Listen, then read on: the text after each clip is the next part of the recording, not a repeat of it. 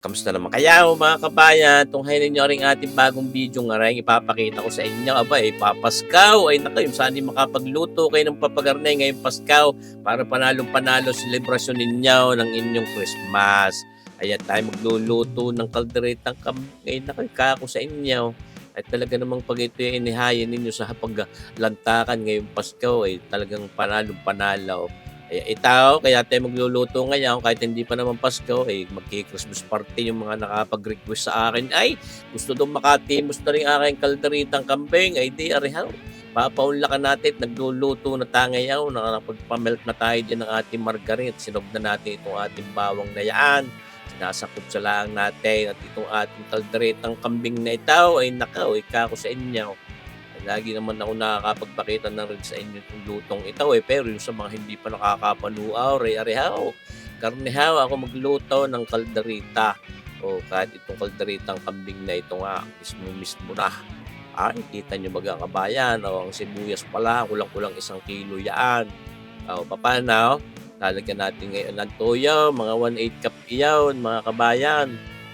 Tapos, di pwede mawala itong oyster sauce. Ayan, mga nasa 3 kutsara yaaw at pwede naman nating dagdagan maya-maya pagka ibaigaw. Tapos yung ating sinasangkot sa lang ng papagay niya, mga kabayan, itong ating mga sibuyas na yan. Ito, lalagyan natin ng paminta, marami-rami, mga 1 kutsaritang paminta yan. Kasarap naman yan sa kalderita yung amin niyan. Nihanghang din naman ang karikate pero sili pa rin ang talaga magpapahanggat. Ito, pag itong nawala, itong oyster sauce na ito ay hindi po pwede yan. Lalagyan natin ng mga 3 kutsara. Yan ha. Sa inyo napapanuwang huwag lang susubrahan, mapaklayaan. Pagka sobra, basta pag amoy kalderita ay panalo na. Nilagyan natin ng pangpahang na nga. 6 na pirasong siling labuyo lang muna ang ating inilagay. At mahanghang iyon, siyempre, por regalo. Baka hindi magustuhan pagka sobrang hanghang. Isa pa yung mga lalantak yung mga taga-Bangkaw. Aboy siya. Hindi naman barikan ng dadalhan. Yan how. Ngayon, sasawag na natin itong ating karne ng kambing. Yan yung binabad ko diyan ng karikit na oras laang. 1 oras laang sa tuyo, oyster sauce at paminta. Yan how. Ayaw ko kung masyadong manood yung lasa ng marinade natin diyan sa karne. Gusto ko yung mismong nanonood sa laman yung mismong lasa ng kaldereta. Yan how. Tunay kayo mga kabaya para nag-aayaya na agad ng sarap. Talaga namang pagka ito nga ang handa ninyo, kahit anong okasyon ay panalo ito lagay. Yun sa mga nakapanood na, arihaw, di para maalala ninyo paano natin niluluto ito sa mga hindi pa nakakapanood ay di garnihaw. Arihaw, tawagin na nating kaldereta ni Sarboya ito, huwag ng kaldereta ng Batangas, baka may makakontra na naman. Ayan ho, basta may kanya-kanya tayong kaldereta, rihong akain, yung inyo, di bagahaw. Lalagyan na natin na yung liver spread na yan. Dalawa muna pero 3 ang ilalagay ko diyan. Sa 1 kilong karne ay 1 liver spread ang inilalagay ko. Bumawas pa nga ng karigite, may makulhit-kulhit habang niluluto. Lalagyan muna natin yan. Maya pagpalalaputin na natin, saka natin ilalagay yung isa pa. Ayan. Basta yung ating nilulutong yang kambing ay 3 kilong mahigay, 3.3 kilograms siya.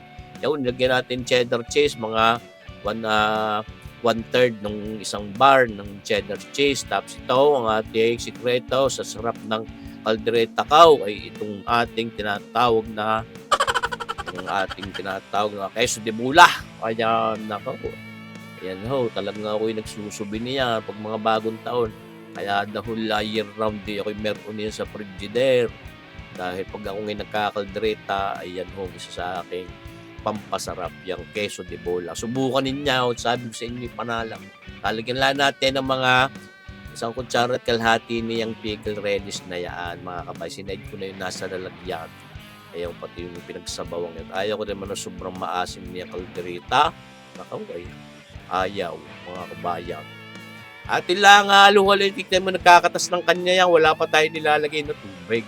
At ito, para may tamis na karikate, lalagyan natin ng mga 2 kutsaritang brown sugar na yan para may tamis. Pwedeng dagdagan, siguro sa ating timpla. Kaya ko hanggat hindi nare-reach nung aking panglasa yung lasa ng aking kaldereta ay alam ko ang kulang kaya ating dadagdagan pa rin. Kaya maya, yan. Kulubin natin at yan ang lumambaw. Oh, mga kabayan, at iyan, kita nyo, marami na kinakatas niyan. Wala pa tayong lalagay sa sabaw. At ngayon, saka natin lalagyan ng mainit na tubig. Hanggat maaari mainit na tubig ang ating babanto diyan. Mga 1 litro yung aking inilagay na yun. Mga kabayan, maaaring kulang pa yan at pwede pa rin natin dagdagan. Sigaw sa ilalambot nitong ating karne ng kambing. Aba, ay siyempre naman, hindi maganda pagbakuna. Tititaw ang ating isa pa rin sikreto sa pagpaganda ng kulay niya, yung ating black caramel, hindi pwedeng mawala. Lalo't pagkagay ang mga kalderetang kambing, mga kabayan. Yan natin muna ng 2 kutsara yan at ating hahaluin. Hindi naman maganda pagka sobrang itim at hindi naman yan dinugan.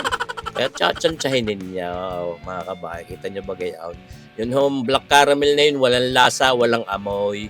Kaya ayos na ayos ilagay diyan. Pampagandalaan talaga ho ng kulay ng ating kaldereta at ng iba pang mga luto, kung mga pansit, mga gisado, mga biki, mga lomi.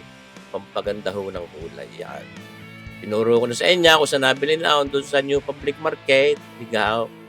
Yan ho. Tapos ito, lagay na rin natin yan at ilalagay din naman. Oh. Tapos dinagdagan natin ng oyster sauce. Oh, mga 1 kutsara at kalahati pa yaon, mga kabayan. At ito, karikit na asin, pantanggal labnak, mga kalahating kutsaritang asin. O kulang-kulang pa. Basta ho yan kako sa inyo. Aba, pwede naman timusan. Opo, naman bigla-bigla lang agad ang paglalagay ng panimpla para siguradong panalo ang sarap. Hindi maalat, hindi matabang. Titimusan. Naalala ko nung una mayroong nag-ano sa akin, bakit ko daw tinitimusan ng aking luto? May alangan naman. Para sigurado ang lasa. May matabang pala. Okay, sobrang alat. Nakakahiyo. O di ko nala kung ayaw mong timusan. Ito, ako nakakita ko ng peanut butter. Ating subukan.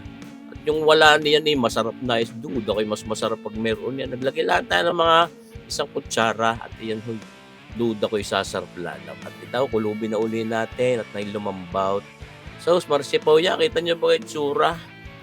Nag-aayayang sarap. Sus marsipaw tawarin ka naman ni kabayan siya for break. Oo, balita ko nadidi ka ngayon sa Pilipinas. Nadidi ka ngayon kabayan siya for break. Ka ba naman? Tunahin na. Makakasagpi ulit sa barikan. Sus marsipaw.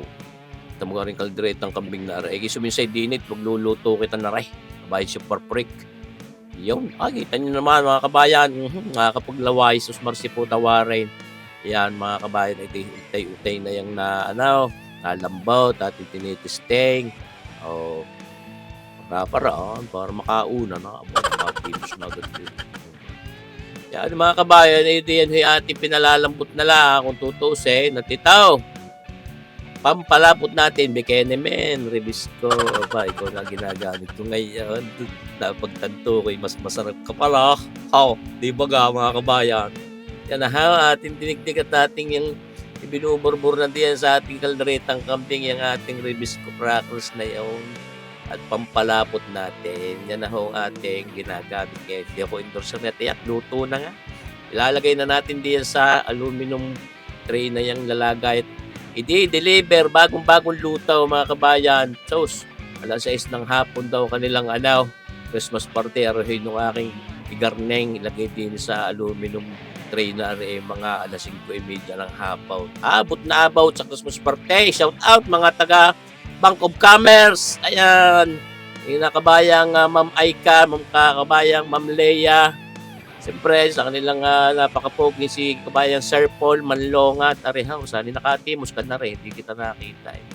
Ito yung ating kalderetang kambing na niluto. Sana'y naibigan niya. Duda ko naman, sabi nga ni kabayang Ma'am Leia, siya daw inuunang papakain. Ayaw, ayos na.